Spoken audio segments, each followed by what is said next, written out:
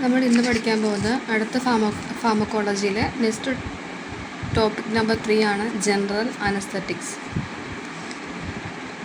Definition first പഠിക്കാം. Drug which produce reversible unconsciousness in surgical operation is called general anaesthetics. Reversible ആയിട്ടുള്ള unconscious produce ചെയ്യുന്ന ഡ്രഗ്സിനെയാണ് നമ്മൾ എന്ത് പറയുന്നത്? ഇതിൽ സർജിക്കൽ ഓപ്പറേഷൻസിൽ റിവേഴ്സിബിൾ അൺകോൺഷ്യസ് പ്രൊഡ്യൂസ് ചെയ്യുന്ന ഡ്രഗ്സിനെയാണ് നമ്മൾ ജനറൽ അനസ്തറ്റിക്സ് എന്ന് പറയുന്നത്. ക്ലാസിഫിക്കേഷൻ പഠിക്കാം. Classification of general anaesthetics. Classification mainly രണ്ടായിട്ട് തരംതിരിച്ചിരിക്കുന്നു. ഒന്ന് ഇൻഹലേഷണൽ അനസ്തറ്റിക്സും രണ്ടും ഇൻട്രാവീനിയസ് അനസ്തറ്റിക്സ്. ഇൻഹലേഷണൽ അനസ്തറ്റിക്സ് അല്ലെങ്കിൽ വോളട്ടൈൽ എന്ന് പറയുന്നത് ബ്രാക്കറ്റിൽ. ഇൻഹലേഷൻ അനസ്തറ്റിക്സ് വോളട്ടൈൽ ആയിരിക്കും കേട്ടോ. അപ്പോൾ ഗ്യാസസ് എക്സാമ്പിളാണ്. ഫസ്റ്റ് വൺ ഇൻഹലേഷൻ അനസ്തറ്റിക്സിൽ ഫസ്റ്റ് വണ്ണാണ് ഗ്യാസസിന് എക്സാമ്പിളാണ് നൈട്രസ് ഓക്സൈഡ്. ഇത് നമ്മുടെ PSCയിലൊക്കെ ചോദിക്കുന്നതാണ്. ലഫിംഗ് ഗ്യാസ് ഏത് ഡ്രഗ്സാണ്? അത് നൈട്രസ് ഓക്സൈഡാണ്.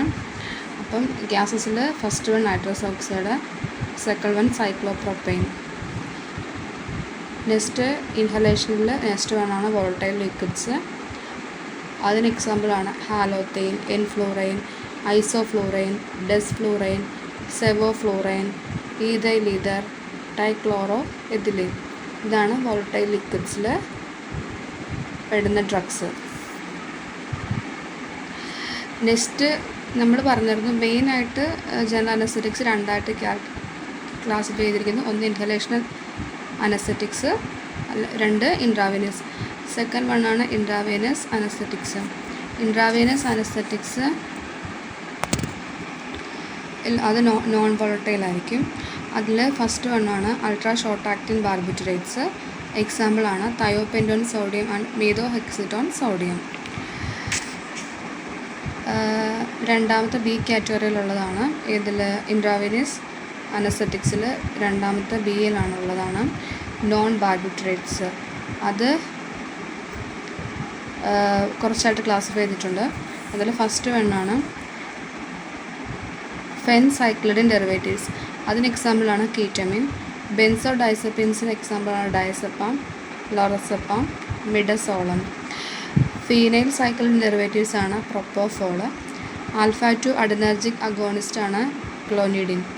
ഓപ്പിയോയിഡ് അനാൽജസിക് ആണ് fentanyl, alfentanil, sufentanil, റെമിഫെൻറ്റനിൽ.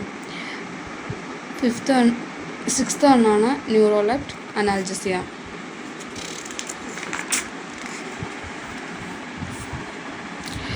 Main common uses of intravenous anaesthetics നമുക്ക് നോക്കാം. Used for induction of anesthesia without the excitation stage and maintained with volatile anesthetics. Second one, used for diagnostic and short surgical procedures. Third one, as a supplement of volatile anesthetics. Fourth one, do not require a specialized machine to deliver anesthesia. Common ആയിട്ടുള്ള intravenous അനസ്തേഷ്യയുടെ side effect നമുക്ക് നോക്കാം. Respiratory depression, hypotension, vomiting, salivation and skin rash. Thank you all.